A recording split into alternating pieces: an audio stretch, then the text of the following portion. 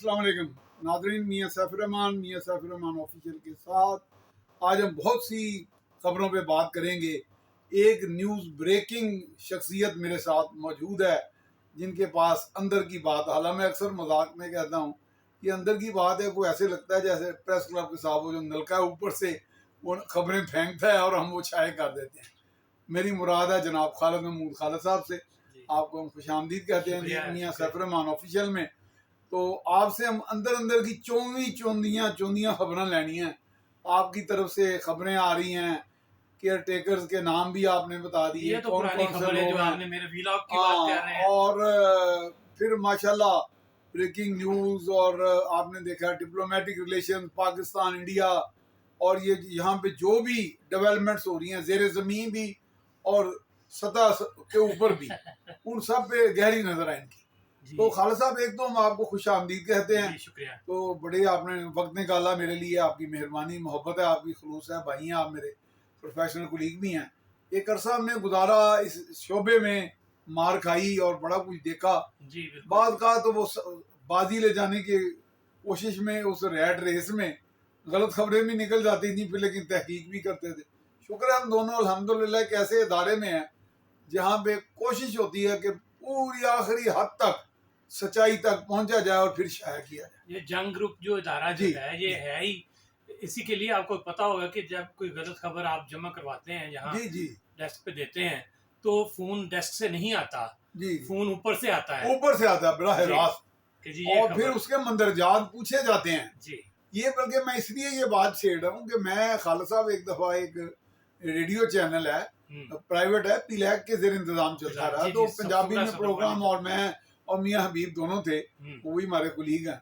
तो वो हमें लोगों ने लाइव कॉलिंग करनी शुरू कर दी। 1 घंटे का प्रोग्राम था, वो 2 घंटे तवील हो गया। अच्छा। लोगों की फरमाइश पे उन्होंने कहा जी ये 2 साथियों को हमें मजा आ रहा है बातचीत सुन के। उन्होंने कहा जनाब एक बात का जवाब हमें दे दें, ये जो खबरें अखबार में शाया होती हैं या टीवी पे चलती हैं, ये सच्ची होती हैं कि झूठी होती हैं? पहले तो हमको 10 मिनट हंसते हुए, फिर हमने कहा नहीं नहीं बात सुने, हतल वसा ये रिपोर्टर एक जो होता है वो एक सिपाही की तरह होता है।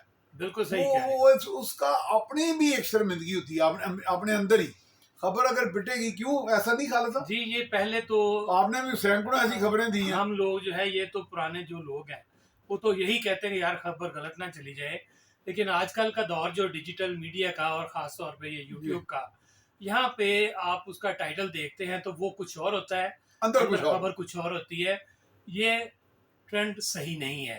अब जिस तरीके से आपने देखा कि मैंने जो खबर दी थी 9 मई को कि पाकिस्तान के जो केयर टेकर प्राइम मिनिस्टर के लिए 8 नाम जो हैं वो ज़ेरे गौर हैं। और आपने बड़े वसूख से वो उनकी बकायदा पूरा पस मंजर भी बयान किया। ये एक सीनियर जर्नलिस्ट हैं इस्लामाबाद के, असद अली तूर, उन्होंने कल ये खबर वही दी है, और 9 मई और कल कितनी तारीख थी? 19 जून, तकरीबन 1.5 माह गुजर गया जी। तो ये उसके बाद उन्होंने खबर दी। तो बहरहाल उनके अपने ज़राए हैं, मेरे अपने ज़राए हैं। तो बात हो रही थी, मैंने जैसे आपको कहा कि 8 नाम उन पे कंसिडर किया गया अगले निगरान वज़ीर आज़म के लिए। ठीक है। तो मेरा ख्याल है गौहर एजाज उनमें जो सबसे फेवरेट नाम है, फेवरेट हॉर्स जो मोहसिन बेग हैं, ये 2 नाम ऐसे हैं जो बहुत हॉट फेवरेट्स हैं, टॉप में। और इनके अलावा इनकी जो अहम बात ये है कि गौहर एजाज जो हैं, ये लेक सिटी के हवाले से इन पे कुछ लोगों के तहफ़्ज़ात हैं। जी।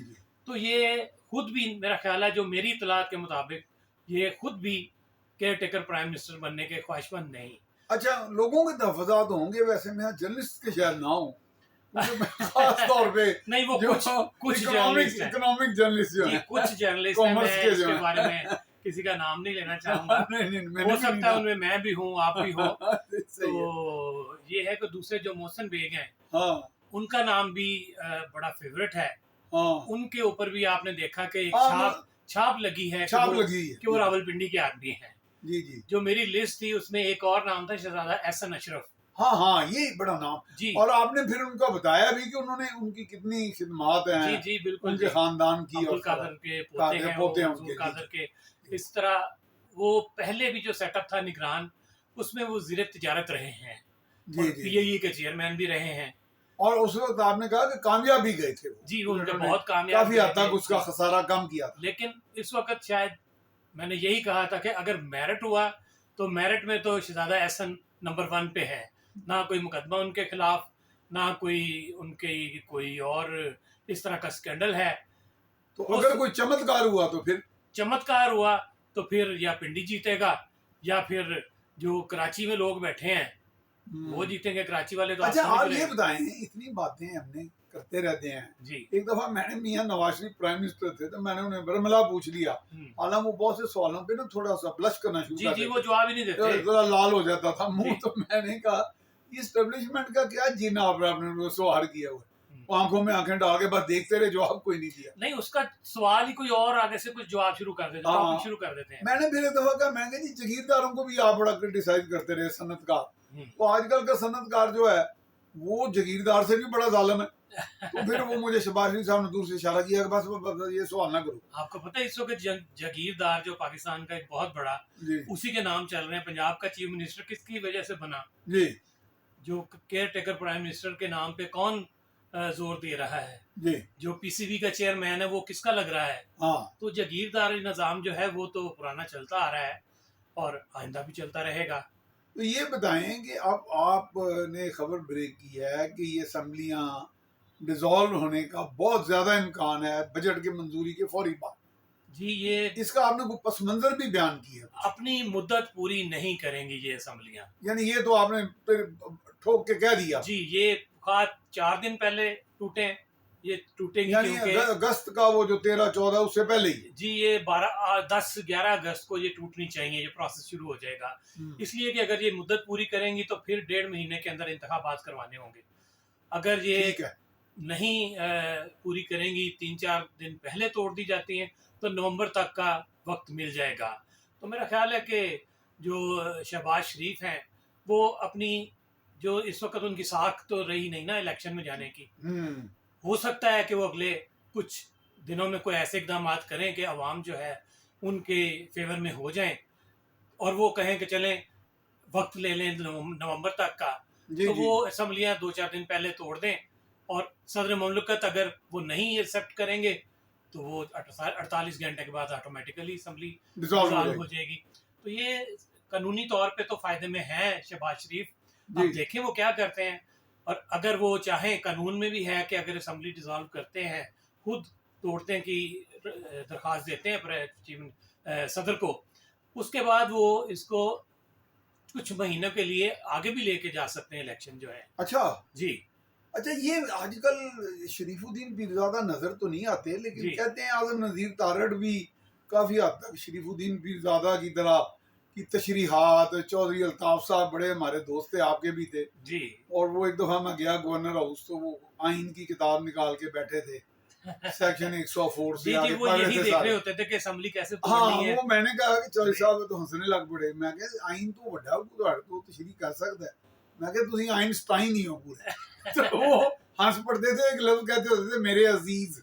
जी जी, मेरे अजीज, ये बड़ा अक्सर लफ्ज बोलते हैं। मेरी उनसे अक्सर जो मुलाकात होती थी, ये आपने बीटन रोड पे वो ड्राई फ्रूट वाली दुकानें देखी, जी जी जी जी, वो वहां पे ज्यादा खुद ही जाते थे और ड्राई फ्रूट खुद ही अपनी पसंद का लेते थे।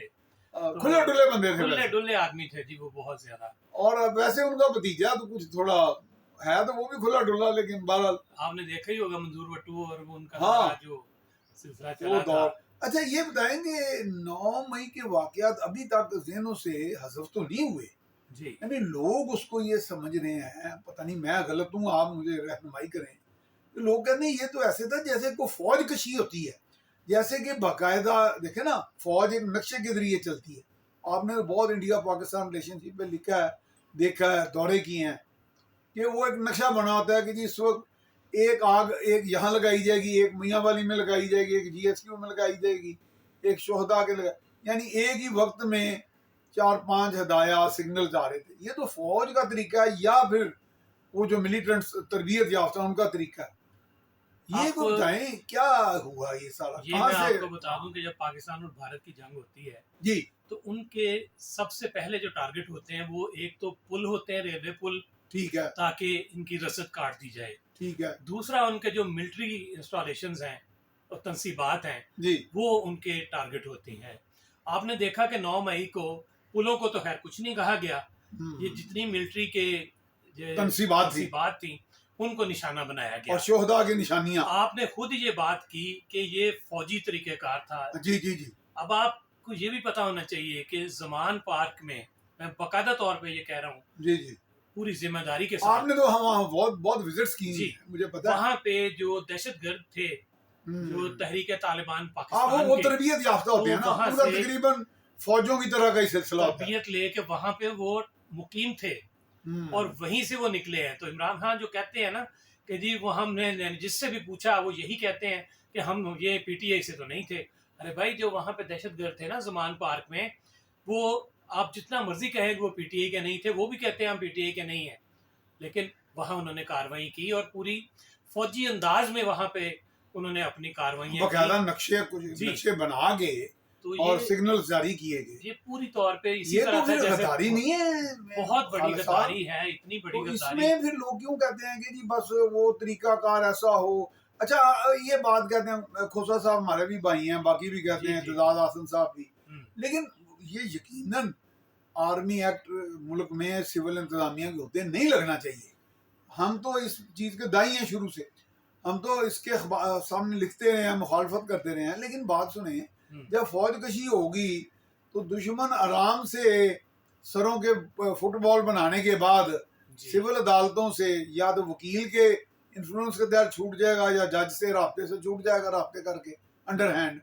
तो फिर इसलिए वो कह रहे हैं ना कि यहाँ कम से कम ये सौदेबाजी तो नहीं होगी मुल्क दुश्मनों के साथ। आपने खुद ही अपनी बात का जवाब दे दिया कि जी वो तय करके ये जजों के साथ छूट जाते हैं। जी जी, तो ऐसे मैं माफी चाहता हूँ ये बात कहते हुए, लेकिन ये हकीकत है। ऐसे दहशतगर्द जो हैं उनको छोड़ना नहीं चाहिए किसी भी दौर पे। ये सही कर रहे हैं फौजी अदालतों में जिनके खिलाफ मुकदमे दर्ज कर रहे हैं, ठीक है, इनके फौजी अदालतों में ही ये मुकदमे चलने चाहिए और इनको फौजी एक्ट के तहत ही सजा होनी चाहिए। और जो फौरी सजा होती है, आपने देखा होगा जनरल सवार खान लाहौर में थे, जी जी, जब चीफ मार्शल एडमिनिस्ट्रेटर थे, उनका तरीकाकार था कि आर्जी टेम्पररी कोर्ट लगी, हाँ, मिलिट्री कोर्ट, वहीं पे फैसला हुआ, वहीं पे उसको कहा जी इसको आज ही सजा दे दो, समरी ट्रायल उसी वक्त, फौरी के फौरी, इसको समरी ट्रायल जिस तरीके से।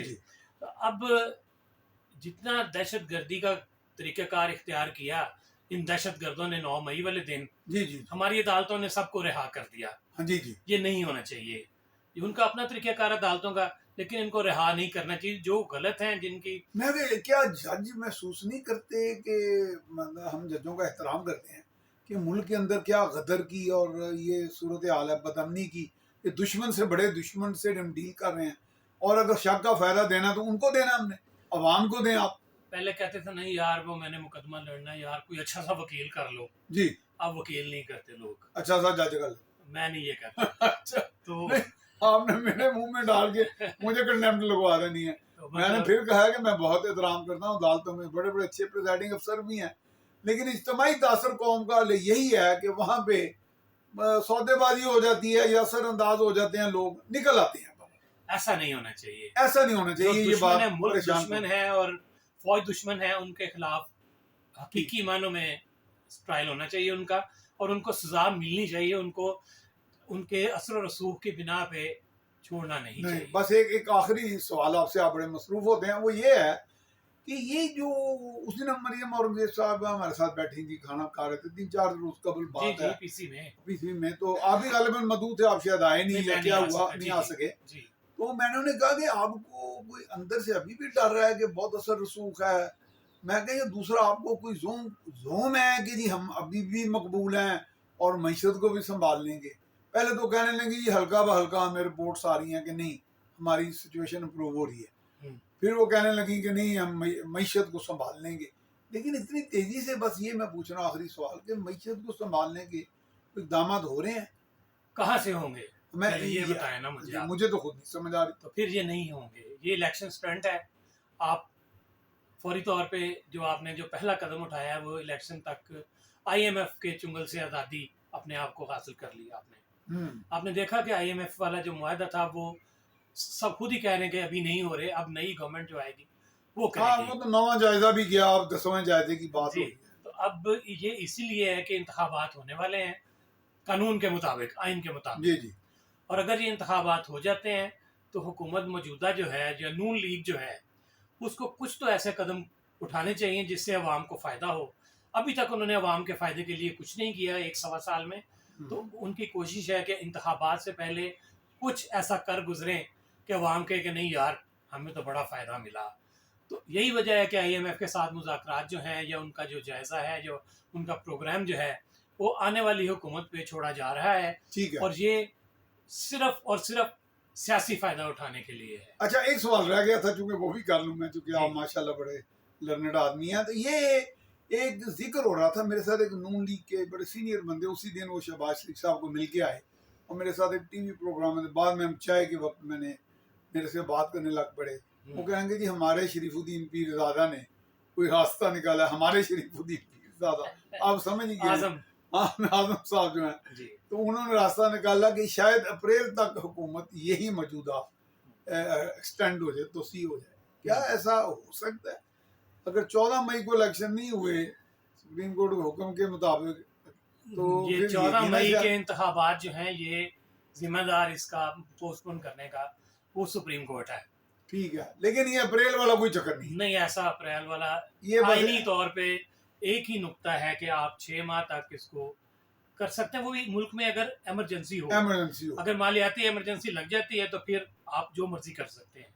ठीक है, जिसका भी इम्कान नहीं, जिसका अभी इम्कान बज़ाहिर हुकूमत कह रही है कि नहीं है, लेकिन कुछ भी हो सकता है, पाकिस्तान है। लो जनाब, फिर खालिद महमूद खालिद साहब से हम इजाज़त लेते हैं। बहुत शुक्रिया जनाब, बड़ा टाइम आपने निकाला मियां सैफ रहमान ऑफिशियल के लिए। तो इसके साथ ही अल्लाह ने के जी बहुत शुक्रिया।